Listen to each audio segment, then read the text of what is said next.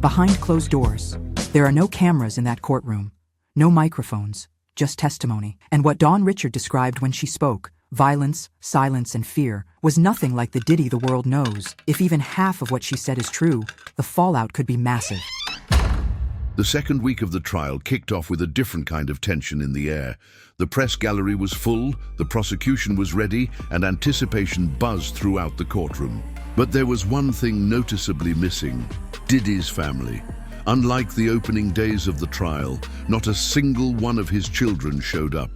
No Justin, no Christian, and not even the twins who had previously made a point to appear in support. Instead, the only glimpse the public got of them came from social media. Photos of the girls at prom, dressed up and smiling, far removed from the courtroom chaos. Inside, the absence was hard to ignore, especially when family presence is often used as a silent show of unity and strength. So why weren't they there? Was it logistics, image control, or something deeper? The twins are reportedly preparing for graduation, and some of the family may be back on the West Coast. But in a high-stakes trial like this, absence speaks as loudly as testimony. Observers whispered their own theories. Some called it strategy, others called it abandonment, but Diddy didn't flinch. Not once.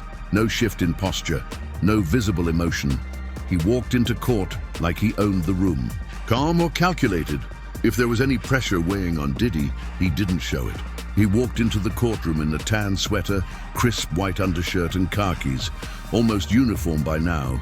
His routine was familiar: greet the attorneys with a hug, chat like it's any other day, and take his seat without hesitation. No sign of stress, no sign of panic. To outsiders, it looked almost rehearsed, a performance. But those in the room say this wasn't new. Diddy had been carrying himself like this since day one. Cool, composed, detached. It raised questions. Is this confidence, denial, or just control? Because while the courtroom felt heavier, more charged, Diddy's expression didn't shift. Even as one of the most damning witnesses resumed her testimony, he stayed locked in that same posture, watching, waiting. But as Dawn Richard stepped back onto the stand, that energy shifted. What she was about to say wouldn't just reopen old wounds, it would rip them wide open. Dawn Richard began to speak. The courtroom went still. She was soft-spoken, almost hesitant, and visibly uncomfortable, but her words cut through. She described an incident from 2009, one that's come to define this trial so far. It started with something as ordinary as breakfast. Cassie was in the kitchen, cooking eggs for Diddy. He came downstairs and, according to Dawn, snapped, furious about how the eggs were cooked or how long they were taking. Then it turned violent. In Dawn's words, it escalated into a physical assault right there in the kitchen.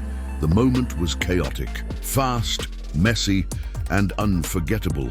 She said Cassie didn't fight back. She just froze, quiet, passive, used to it. Dawn's tone was careful, but her message was clear. This wasn't a one-off. It was a glimpse into a pattern, and yet the most haunting part wasn't the violence itself. It was what came after: the silence, the cover-up, and the fact that people in the house acted like nothing had happened. But that wasn't the only time she saw things turn dark behind the scenes. More alleged abuse, witnessed by staff. Dawn didn't stop with one story. She kept going, and what she said next pulled more names into the fire. She recalled another moment a year later in 2010, a dinner party. Big names, familiar faces, everything looked polished on the outside, but underneath the surface, something was boiling. Dawn testified that during this dinner, Diddy and Cassie were arguing in hushed tones, nothing dramatic, until, out of nowhere, Diddy allegedly punched Cassie in the stomach, right there at the table. The guests: Av Pierre, Diddy's longtime music executive, security guys like Drock and Bonds, industry regulars like Mia and Keena Harper, all of them in the room. All of them, allegedly, did nothing. Another incident unfolded at a festival in Central Park. Diddy's group was about to go on stage. Backstage, chaos. According to Dawn, Cassie walked into the bathroom injured. Dawn and Keena helped her pull it together. They gave her sunglasses to hide her face. And just like that, the show went on. The image was clear. A team conditioned to cover it all up. Injuries were hidden. Incidents brushed off. The inner circle stayed quiet. But now, those same names were being spoken in court. And the weight of those years of silence was finally starting to crack. Cross-examination firestorm. Was Dawn credible? When the defense took over, the tone shifted fast. Nicole Westmoreland, Diddy's attorney, came in hard. No warm-up, no easing in, just pressure. The first attack, money. The defense grilled Dawn on her recent lawsuit against Diddy. They brought up a demand letter, suggested financial motives, and painted the picture that Dawn wasn't after justice. She was after a payout. Dawn responded calmly, saying she did want compensation, but also wanted to do the right thing. Still, the seed of doubt was planted. Next, the defense zoomed in on inconsistencies. They dug into the egg skillet incident. In her lawsuit, Dawn didn't say she saw the skillet hit Cassie. So why claim it now? Did she really see it happen, or was she filling in the gaps? Then came the federal meetings. Dawn admitted she spoke with prosecutors multiple times, but couldn't recall how many. The defense said it was at least 8. The implication that she was deeply involved in building a narrative, not just telling her truth. And yet, through all of it, Dawn held firm. Nervous? Yes. But she didn't break. She didn't cry. She didn't collapse under pressure. Still, the courtroom was divided.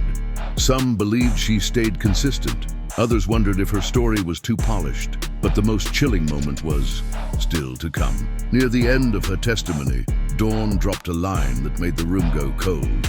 She said that after the egg skillet incident, Diddy pulled her aside. According to her, he said something she'd never forget. People go missing when they start asking questions. A line that sounded less like a warning and more like a threat, a veiled reminder of power, influence, control. The courtroom froze. That sentence alone reframed everything that had come before. But the defense wasn't done. They pounced on the contradiction. If she felt so threatened, why did she keep contacting him? Emails, messages. Even as late as 2020 and 2021, Dawn allegedly tried to work with Diddy again on a reboot of Making the Band. So the question hung in the air. Was she truly afraid? Or was she trying to stay close to the fame? The defense pushed the narrative of convenience, not fear. That she had regrets, maybe, but not enough to cut ties until it benefited her legally. But Dawn insisted she had done what she had to do. To survive in that world, the jury didn't react, at least not visibly, but the weight of those words, "people go missing," was impossible to shake. Is Diddy's image collapsing? Outside the courtroom, the ripple effect was immediate. A YouTube poll asked viewers if the trial had changed their view of Diddy. The result? 56% said yes. That number mattered, not because it proved guilt, but because it showed something bigger. The pedestal was cracking. For years, Diddy maintained the image of a mogul, a powerhouse, untouchable, but the testimony painted a darker version, one layered in fear, silence, and control. The public was starting to see it. Still, not everyone was convinced. Critics pointed to the civil lawsuits, the multi-million-dollar settlements, and asked the question the defense leaned on heavily. Was this really about justice or just a cash grab? The truth, as always, was murkier. Some argued that money is the only justice available in a system that often fails survivors. Others saw the settlements as a red flag, and through it all, Diddy stayed silent. But the prosecution wasn't done. More alleged victims were scheduled to testify. And if their stories aligned with Dawn's, this trial wouldn't just tarnish a legacy, it could shatter it. A case that's only getting hotter as the second week wrapped. One thing was clear. This trial is far from over, and the pressure is only rising. The prosecution's strategy is becoming clearer.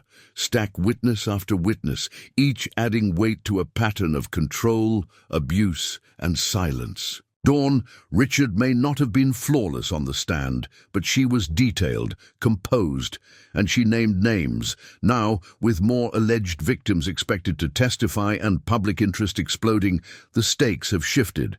This isn't just about Diddy anymore. It's about the system that let him rise, the silence that protected him, and the people who may no longer be willing to protect him now. The defense is banking on doubt, on inconsistencies, motives, and memory. But the prosecution is building a story with multiple narrators, all telling variations of the same brutal truth. And when this trial ends, no matter the verdict, Diddy's name may never carry the same weight again, because the people he surrounded himself with are finally speaking, and what they're saying isn't just damaging, it's devastating. This is bigger than gossip. It's power, money, and control on trial. And if you're still waiting for mainstream media to tell the truth, you're already behind. Subscribe now or miss the next name that gets exposed.